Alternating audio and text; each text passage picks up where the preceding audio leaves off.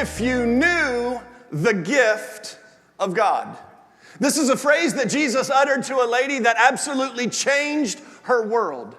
He was going from one place to another, and on the way he got tired, and he said, I'm going to take a little detour down here and take a break and get something to drink. So he went down to a well of water there in Samaria, and he just rested. And as a lady came up, he said, hey, will you get me some water?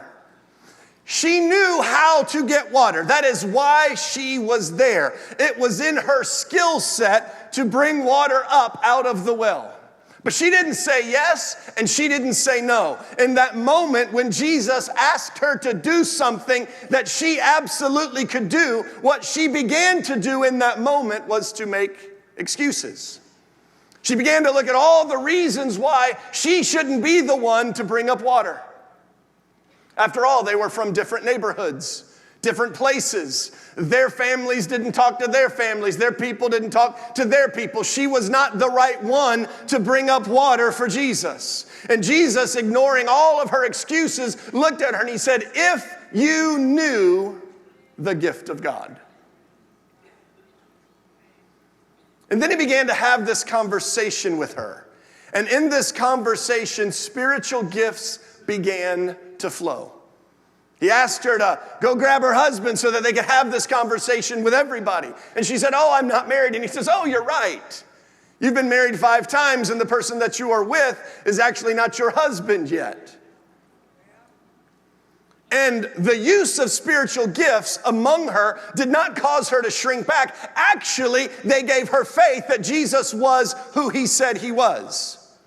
This notion that if we take gifts that are spiritual and we hide them in some way, somehow, we will attract more people is a misguided notion. The gifts of the Spirit of God have always been the catalyst to bring people into his presence. It didn't run her off. The gift drew her in. It didn't cause her to feel guilty. It caused her to want to lean into the words that would come from Jesus, that the life that he had would come into her. And then she goes out and does something amazing. She runs out and she says, come and see this person who has told me everything that I ever did. What she went out and actually talked about was the power of God on demonstration at a water well.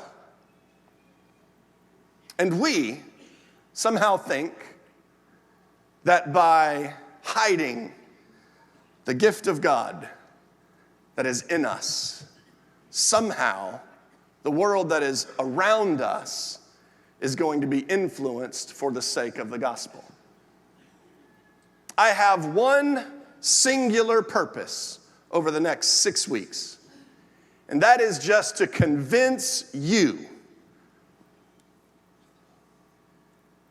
to be aware of and to declare the gift that God has placed in you for one purpose, so you'll use it.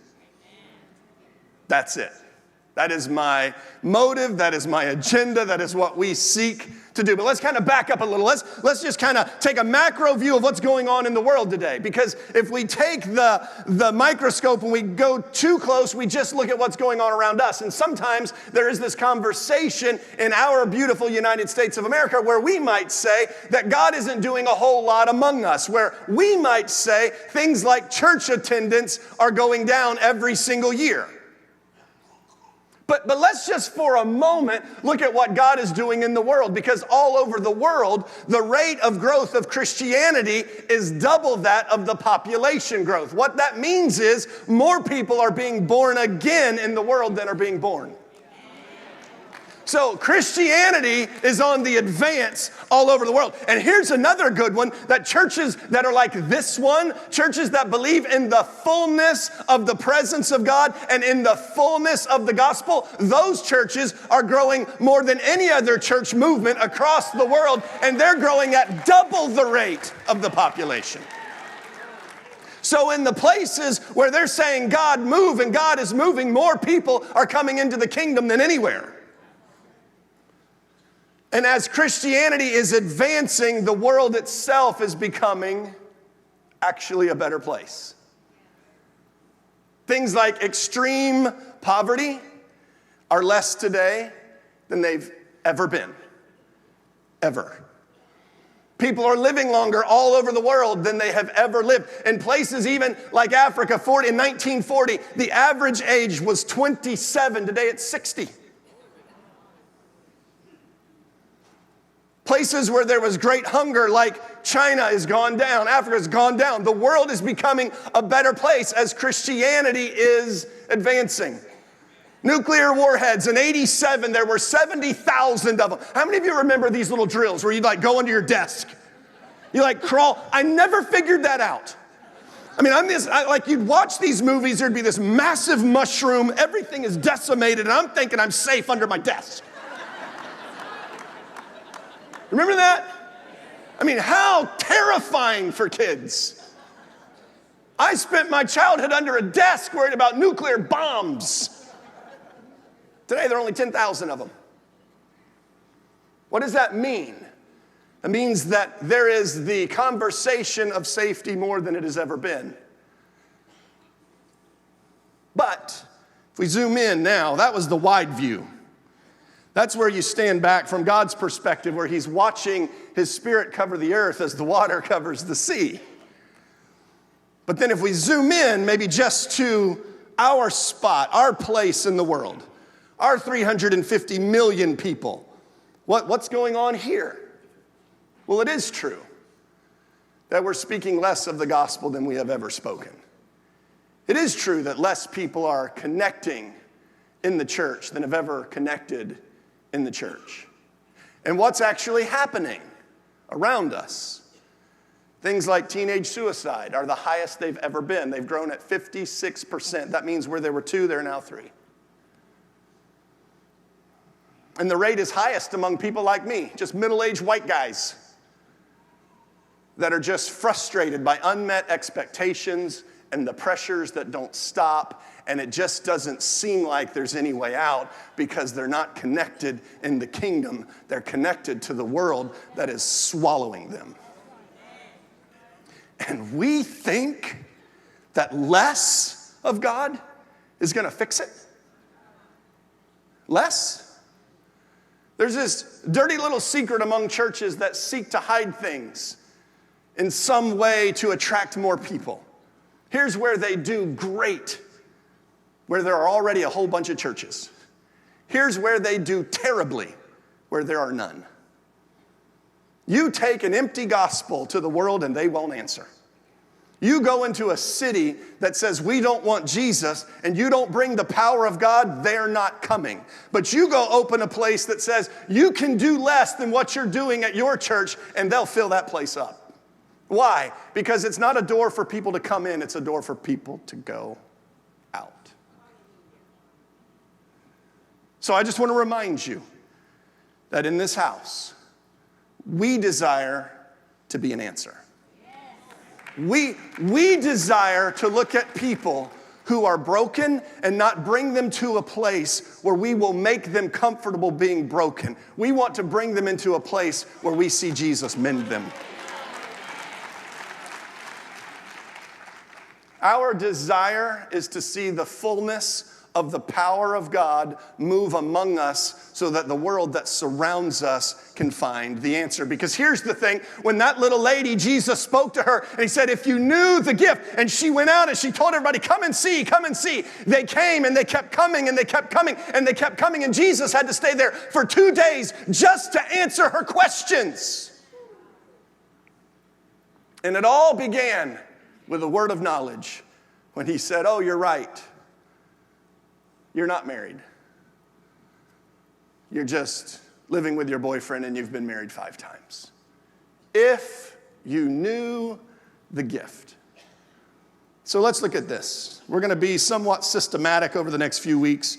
Hopefully not too cerebral, but at the same time, I think it's good that we will actually understand the fullness of this. 1 Corinthians chapter 12, beginning at verse 1. The Apostle Paul opens this conversation this way. He says, now concerning spiritual gifts, brothers, I do not want you to be uninformed. You know that when you were pagans, you were led astray to mute idols, however you were led. Therefore, I want you to understand That no one speaking in the Spirit of God ever says Jesus is accursed. And no one can say Jesus is Lord except in the Holy Spirit. Now there are varieties of gifts, but the same Spirit, and there are varieties of service, but the same Lord, and there are varieties of activities, but it is the same God who empowers them all in every one. To each is given the manifestation of the Spirit for the common good. Now he starts right off and he says, I don't want you to be uninformed concerning spiritual gifts. Kind of here's what we're looking at as we would talk about spiritual gifts. There are 15% of Christians who would say, I don't have a spiritual gift. I don't even have one. 28% of the people would say, I have no idea what spiritual gifts even are. 20% would go on and say, oh, I have a spiritual gift. I have a house. I have a spiritual gift. I have life. They would list something that would not be a spiritual gift, which if you add it all up, what that means is 63% of us are not functioning in a spiritual gift. And then if we take the other 37%, all those numbers don't matter, just this one.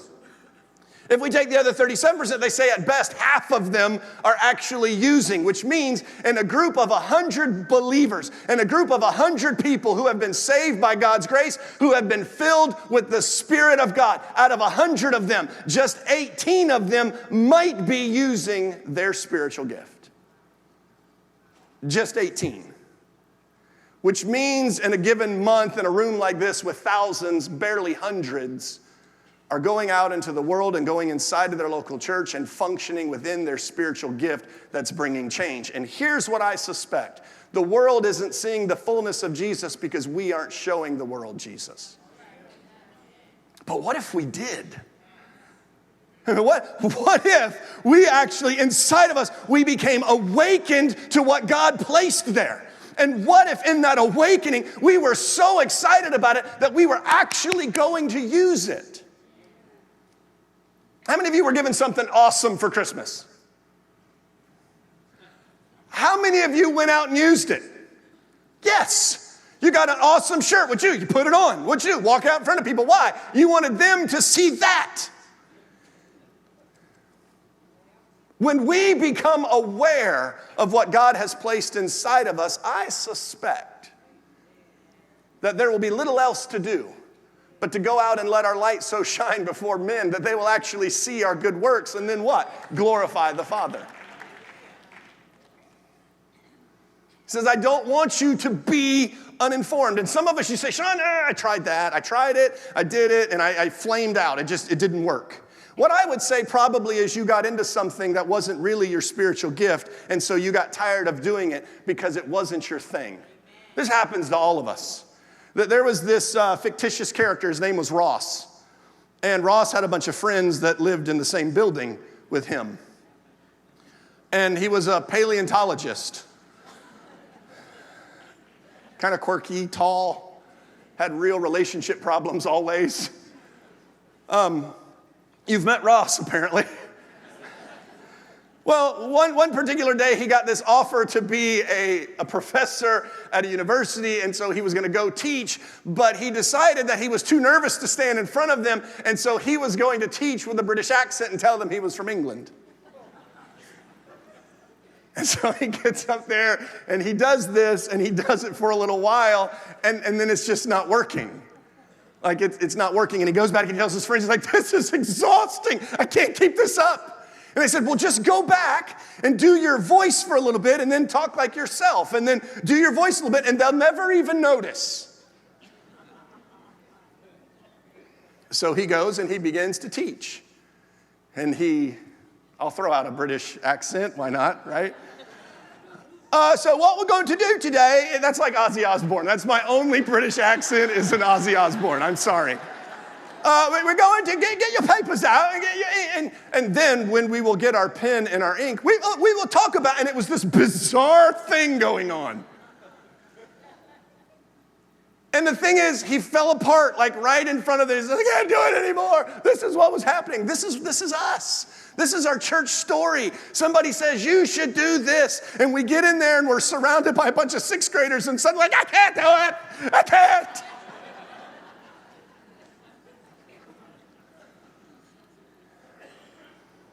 because maybe 12-year-olds wasn't your thing. But just as frustrating as being surrounded by a bunch of 40-year-olds, and you're like, oh, this is exhausting, when you would just explode in front of a bunch of 12-year-olds. And it's just that we got close, but we weren't quite there. And we got frustrated and we stepped away. And then when somebody says, what's your spiritual gift? You say, I don't even know. I don't think I even have one. And we fall now into that place where the majority of us are inactive in the house of God, where the majority of us are inactive in our world using our spiritual gifts. But he says very clearly, to each has been given a manifestation of the Spirit. To each person, every single one of us, we have been given the manifestation of the Spirit. Now, I want to just talk about this word manifestation for a minute, because what that means is you don't have all of it. What you have is a portion of the Spirit of God. And because you have a portion, and I have a portion, and you have a portion, and you have a portion, what happens is it takes all of us collectively together for people to see the full picture of Jesus. And that makes me very dependent on you, and it makes you very dependent on me, and it makes the world very dependent on us. Because when we come together and we demonstrate the manifestation of the Spirit that we have, suddenly all of Jesus is seen. It's just a manifestation. It's just a portion. In John chapter 3 and verse 34, we are told clearly that Jesus, whom God sent, who utters the words of God, he has been given the Spirit without measure. That means he has the fullness of all the gifts of the Spirit of God, that when he was here in the flesh, he operated in them, demonstrating them to us so that we could be encouraged or motivated by this aspect of Jesus, that we would demonstrate this manifestation. But someone else would have been illuminated by this one. Not any one of us having all, but all of us having all.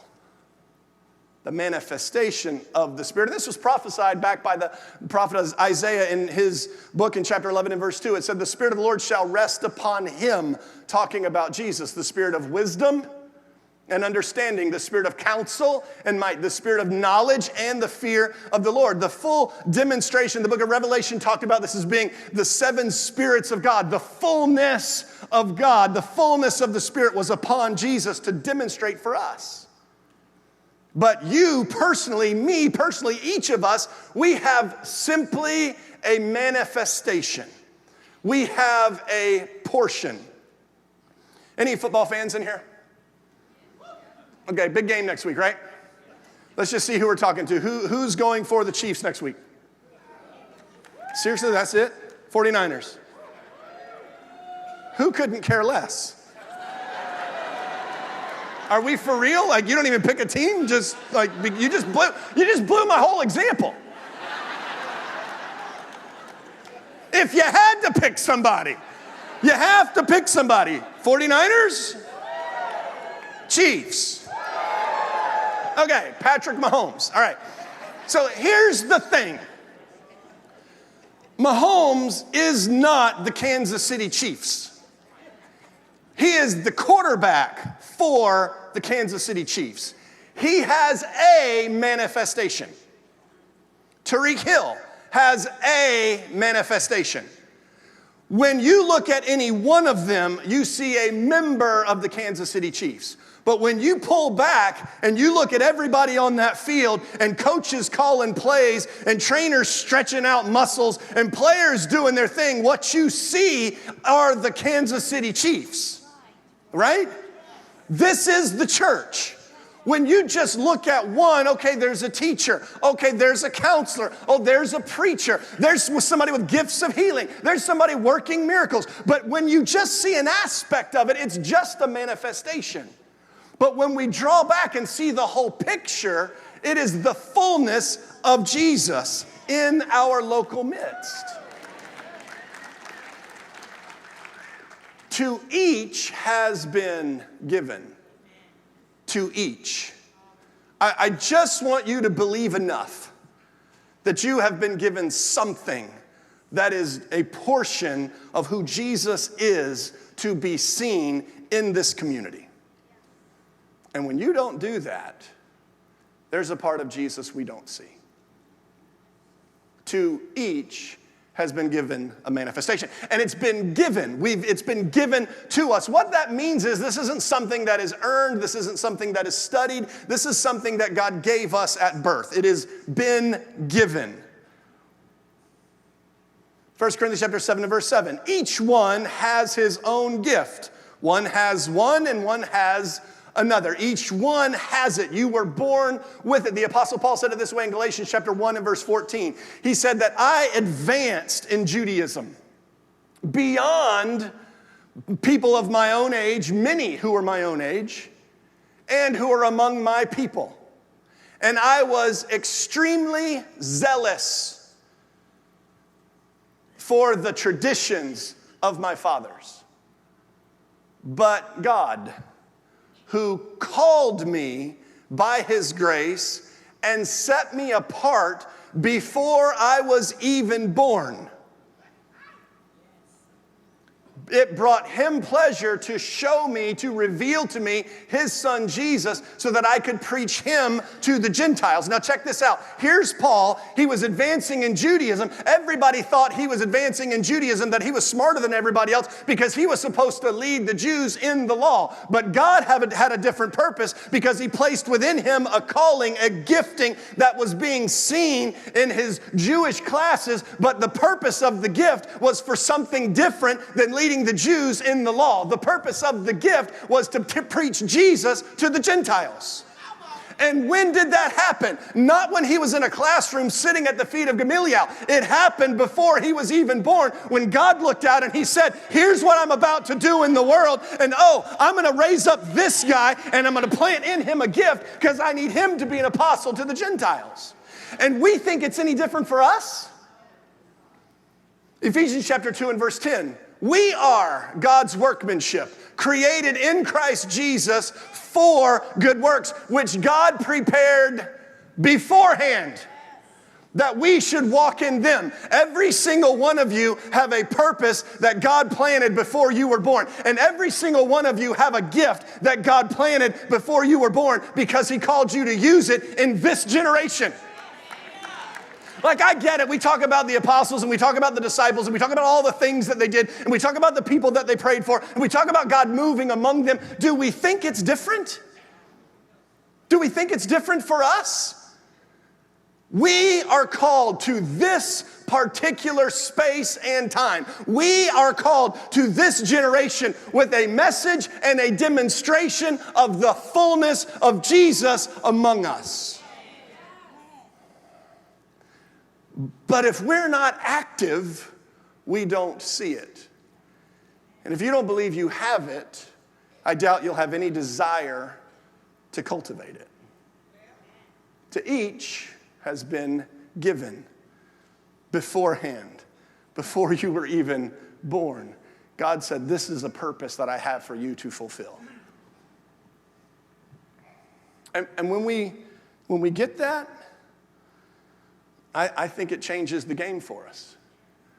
I think it allows us to realize that the world has been sort of cultivating God's gifts. See, it's interesting that he talks about this thing about spiritual gifts, and then he says, when you were a pagan, you were led astray. What does that have anything to do with spiritual gifts? It has everything to do with spiritual gifts. When God placed something on the inside of you that's yours, that you have, and then the world decides to use it for their glory. And we were led astray. He's talking about spiritual gifts, and we're being led astray. How are we being led astray? Because God gave us something for his kingdom, and the world said, oh, come use that for ours. And because we didn't recognize what we had as spiritual, we thought, for sure, let's do it. And so what ends up happening is the world has a lot more giftedness, it seems, than Jesus has. Only because we've been led astray. But the gifts that you have, they may be seen in a corporate setting. They may be seen in some other nonprofit setting, maybe. They may be seen on an athletic field. They may be seen on a performing arts stage. But the greater purpose The greatest purpose for that gift that God gave you is that it would be seen in His kingdom for the purpose of advancing His kingdom. And every single one of us have a gift like that. Every one of us. All of us. We all have it. But this gift has to be spiritually discerned. It has to be understood in a way that is spiritual. And when we keep ourselves in a place of carnality, we'll never understand what is spiritual. The Apostle Paul, again, said it like this in 1 Corinthians chapter 2 and verse 10. He was talking about spiritual people. He was talking about spiritual gifts. And he says, we have received not the spirit that is from the world, but rather we have received the spirit that is from God, that we might be able to understand the things freely given by God. Remember, freely, born with, the things freely given by God. Then he says, for the natural person does not accept the things of the Spirit of God, for they are folly to him, and he is not able to understand them because they are spiritually discerned. So spiritual things are neither accepted nor understood by non-spiritual people. And we have found ourselves submitting our spiritual giftedness to be cultivated or called out by non-spiritual people. And we wonder why we have become just as carnal as they are, because they can't understand your gift. They can't understand the depth of the purpose of your gift. And as they begin to call it out, they just take something that's spiritual and make it carnal. Now we're all confused.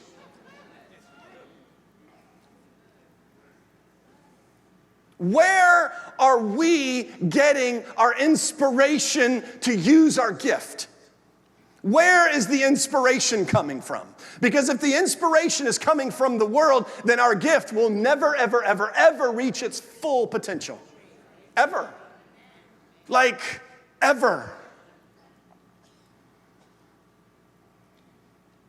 You might be an amazing leader. You might be. Paul said that he was zealous, extremely zealous. In Romans chapter 12, when it talked about the gift of leadership, it said if you're called to lead, you have to lead with zeal.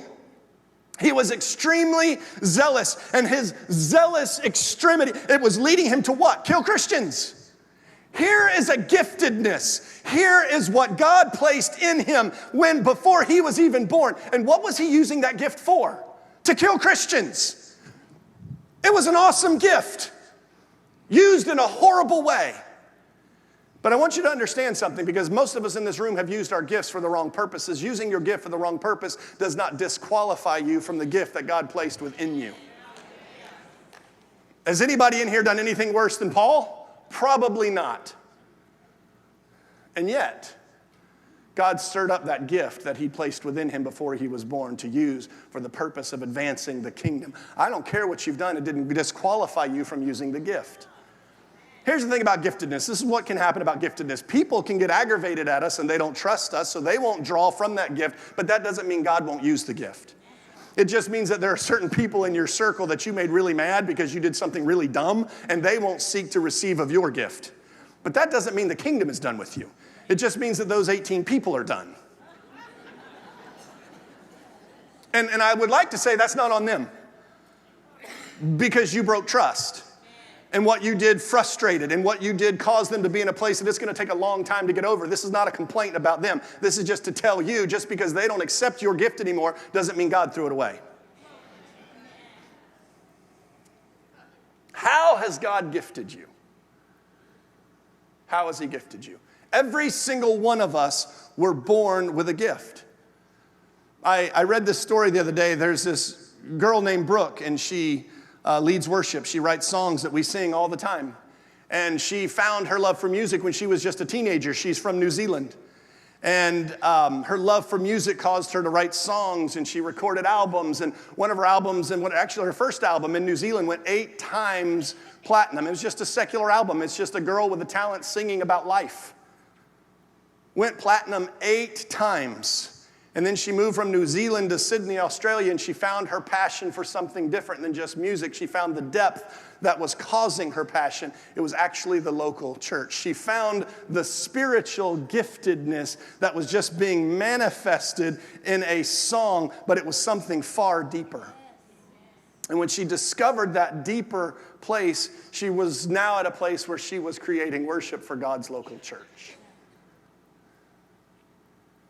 we all had to deal with whatever emotions we had to deal with last year. A very gifted musician decided in October that he was going to drop a record that was going to sing all about Jesus.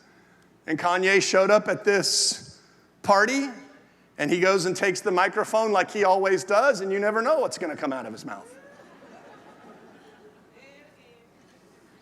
And then he grabs his mic and he says, hey, we're not here to entertain you tonight. That's the first time that might have ever come out of his mouth.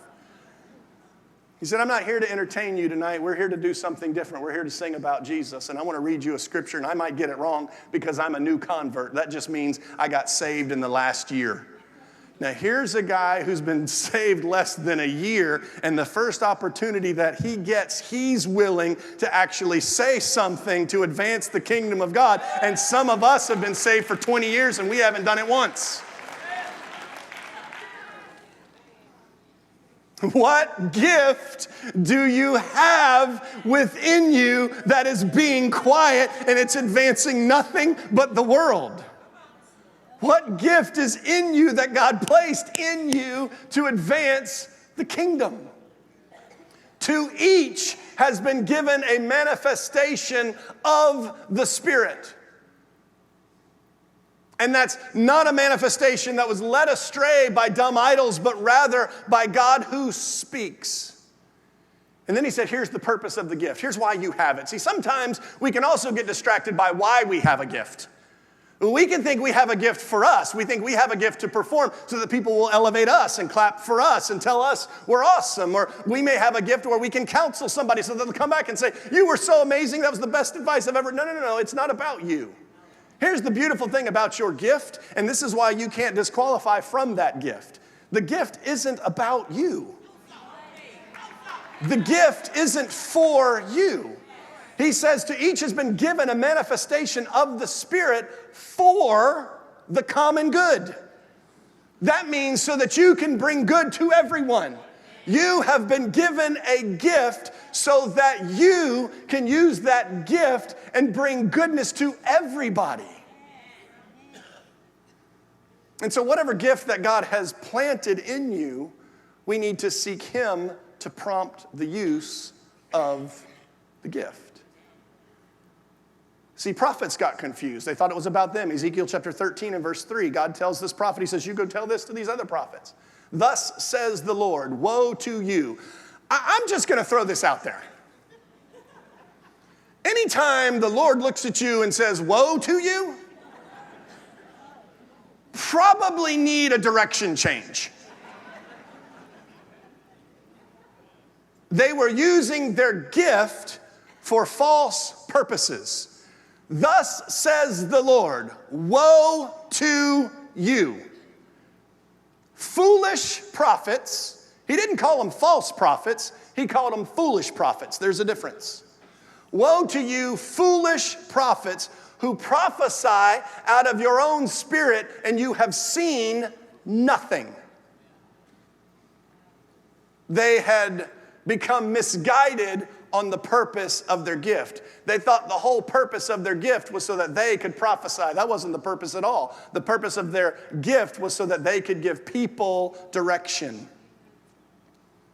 It wasn't about what they were saying. It was about who was the inspiration to what was being said. If God doesn't inspire your speaking, then your speaking probably isn't going to give someone great wisdom. And that's what was happening in their lives. And then we see this moment where it was the opposite, where it was God who'd given a gift and then God who inspired the gift. In Exodus chapter 36 and verse 2, God had called Moses to build this big tabernacle. He says, I want you to build this thing so that my people have a place to gather. God wanted to speak in groups. God's always wanted to speak in groups. You want to get off, find yourself listening only to God in isolation. God speaks to His people together. He will give you instruction about that corporate gift personally in your prayer closet, but He speaks corporately first. God spoke. He wanted to bring a place where they would come together so that they could hear the voice of God. He said, I want you to build this thing. And so in Exodus chapter 36 and verse 2, it said, Moses called everyone, every craftsman in whom God had placed skill in their mind. Who placed the skill in their mind? Who gave them the capacity to build stuff? God. Who gave them the capacity to create? God. Moses simply called forth everyone in whose mind God had placed skill. They were born with it. He'd already placed it in there. God placed the skill in them. Maybe it was when they were building stuff for Egypt that cultivated that. Maybe it was when they were building furniture or pyramids or whatever they were in there doing. But the capacity to do it, the ability to do it was given to them by God. So Moses calls forward everyone in whose mind had been given the skill to build. And then he says, everyone whose heart stirred them up to come do the work. There comes a place where God will stir up that gift that is within you.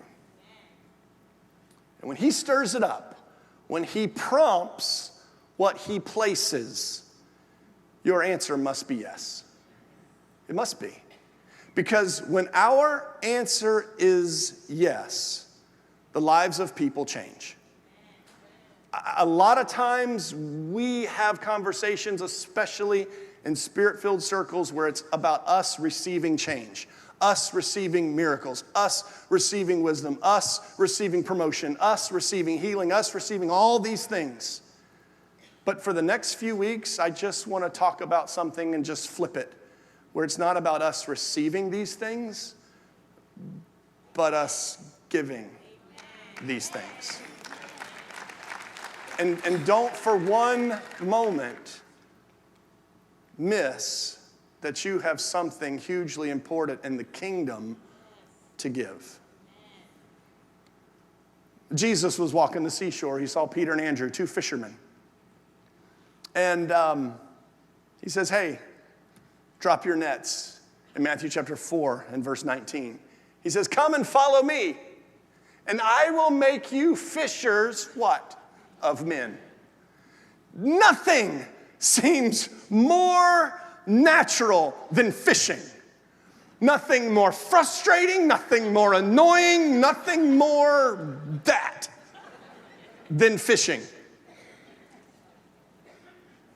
But there was something about that. There was strategy in what they did. There was patience in what they did. There was perseverance in what they did. And that giftedness that God had placed in them before they were even born was demonstrated in fishing. And God says here, the giftedness that I placed in you before you were born was for a higher purpose. So come follow me and I'll lead you into that higher purpose. Follow me and I'll make you fishers of men. And then they came to this place where they were having this conversation, maybe feeling a little bit good about themselves. And in John chapter 15 and verse 16, he says, you didn't choose me. Don't get puffed up. Don't get arrogant. Humility should always be something that we walk in. You didn't choose me, but I chose you. And I appointed you to go and do good. And so here's this promise, here's this calling, here's this giftedness that God stirred up. And then we see Jesus go away and everybody's like, okay, what am I supposed to do? He says, I need you to go to Jerusalem and I need you to start my work there. And then I need you to go to Judea and Samaria and all these other places, because that gift that I stirred up on the seashore years before, now I need you to go walk in the fullness of that purpose. And so there they are in Jerusalem doing their thing. And another person who it says was full of wisdom and full of the Holy Spirit, he was somebody who was called an evangelist. His name was Philip. Philip left Jerusalem one day and he went down to Samaria to do what evangelists are called to do. And he went and he preached the gospel and he worked miracles and people were baptized in water. And it was this amazing demonstration of God. Someone who is gifted, moving in their gift. And it said all these people came and got saved and all these people got healed and all these people were baptized. And then Philip, he left Samaria. He went back to Jerusalem. He's like, guys, you wouldn't believe this. Like, it was amazing, all the things that God did. And they said, well, did anybody speak in tongues? Oh, I'm sorry. That's a spiritual gift. One that existed then and exists today. He says, did anybody speak in tongues? They said, oh, no, No one did that. So then Peter and John said, we're going down. Why? Because the apostles had been gifted with this power to lay hands on people that they might receive a gift that they didn't have. And Philip didn't have that power in his hands. What he had was the gospel that an evangelist has, and they came and they were saved. And he had power in his hands to lay hands on them, and they would work miracles, and they would receive gifts of healing. But they did not speak in tongues. So it was Peter and John who went down to Samaria and laid hands on people to be baptized with the fullness of the Spirit of God, because it wasn't enough for them to just have these things. It was God's will that they had these things too. But if Peter and John had not gone down and used their gift, then there would have been something lacking in that church in Samaria. And I just wonder what might be lacking among us because you haven't decided to use your gift yet. Should anything ever be lacking, don't point your finger and say it's on me. Let me guarantee you something about me. I don't have a bunch of gifts, but I use the ones I have. So if something's missing, it's not on me, and it's not on Jesus. If something's missing, it's because somebody in the body whom God has called among us to demonstrate a manifestation decided they weren't going to demonstrate it. But when you choose to, it's powerful. So I just want you to have a moment sometime over these next few weeks where you just become aware. See, I remember my moment. I was 20. I'm not sure that anything good happens when you're 20. Nothing really good was happening in my life. I was doing all kinds of things. But one day, I was at HCC in Tampa, and I had an 8 o'clock class and 11 o'clock class, and when I didn't have anything to do between 8 and 11, I'd go shoot baskets. I'm not a gifted basketball player. I would just go do that because it was something to do.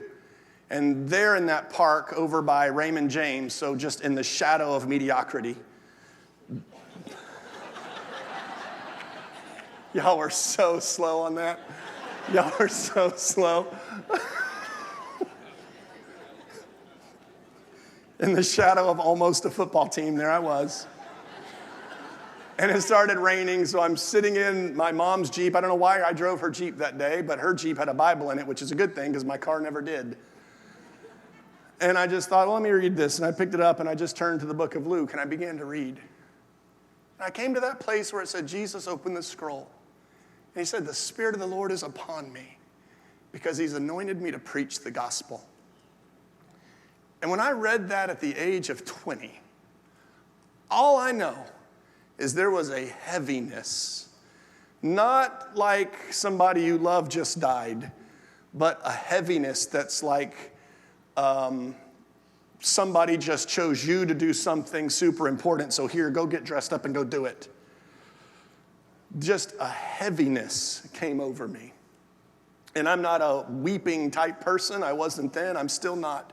But when you tell these stories of the goodness of God, sometimes the flesh buckles. And as the Spirit came over my life, the flesh buckled, and I just began to weep in the presence of God. And I shut the Bible, and I thought, whew, man, God's powerful. And I had no idea what any of that was or what happened, and I just drove away. But a decade later, God had been stirring up some things. And I became aware of the purpose of the giftedness that was in me. See, I didn't mind sitting in the back of the room and challenging teachers.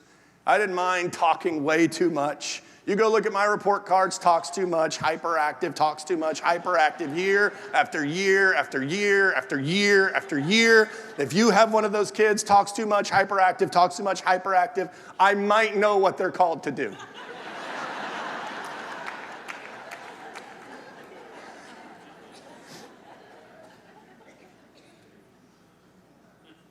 But I decided to answer that call, and it's not for me.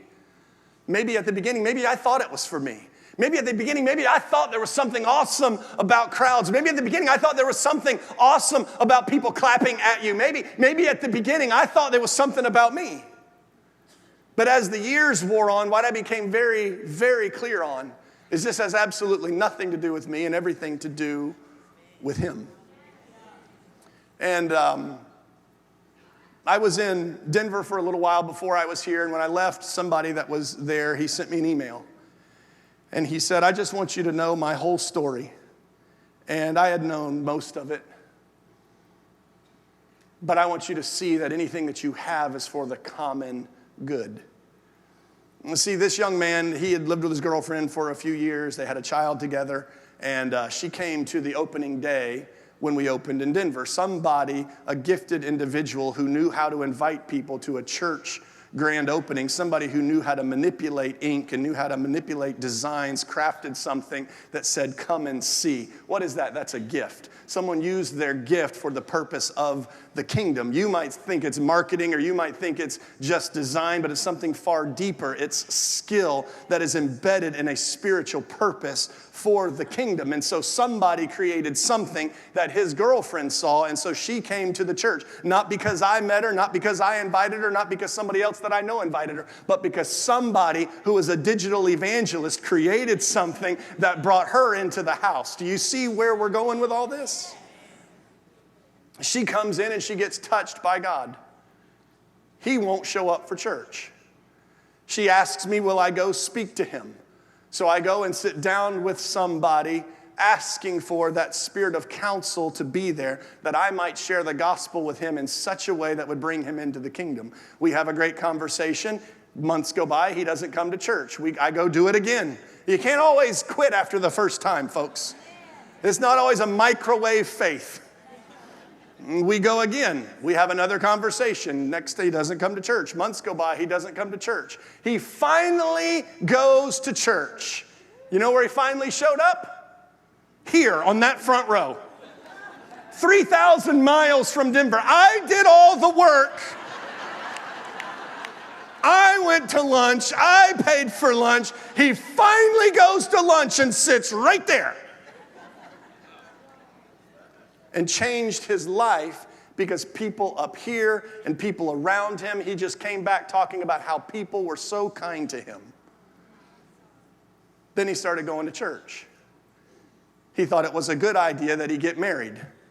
See, there's something different about living together and being married. There's something about marriage where God takes two people and makes them one. There's something about marriage when God blesses a union. That's very different than living together. Marriage is when God calls you together and he does a miracle in your life and you now walk forward with a blessing. You don't walk with that blessing over here. See, there are some things that are changing. You want to talk about what's changing in our world? We see things today different than we used to see them. And the further we get away from the gospel, the further away from the blessing we're going to get. See, 20 years ago, 18% of 20-somethings were married and 5% lived together. Today, it's the opposite. We have more 20-somethings living together than married. There are more of 20-somethings that would decide, I'm a little nervous about divorce, so I'm not going to do that. They're more nervous about what might happen over here than they are reaching forward to the blessing of God on their marriage. So he says, because he's been in the presence of God week after week after week, I feel like I need to get married. I said, that's a great idea. Goes through marriage counseling. He and his fiance get married. He says, we really want a little girl. They'd been hoping for, trying for, praying for. Just didn't happen. And he was also sick. We went through a 21-day fast. He took things out of his life that he'd been eating, took them out, and it was interesting. At the end of 21 days, his sickness was gone. We talked about it months and months and months later. He said, either I'm healthy or I'm healed. I don't know which one it is, but I like it. Gifts, plural, of healing. Gifts, plural, of healing. Many, many different ways. So now here's a guy that's been in the house for a few years. He's found God placing him and his spouse together so that they can go forward with the blessing of God. He's been healed in his body. And then all of the sudden, I get an email 1 year ago, actually a text message on New Year's Eve. And he says, by the way, I just want to start the year praising God because my spouse is pregnant. And before I left Denver in August, I got to hold that little baby, and Ab got to hold that little baby, and we got to just bless her. Now, there's somebody that just in a few years, because people were willing to use their gifts, God saved him, he got married, he got healed, he got promoted to president of his labor union, and they had a little baby. In just a few years, it's for the common good, healing and miracles and counseling and helping and doing and seeing and prophesying. It's all of it. When you wake up that gift that is in you, I just want to tell you that God is going to use it, and God's going to stir up the people that he calls around you. And when we all do our thing, God's going to do his thing, and he's going to fill up his kingdom with those people that he has blessed through you.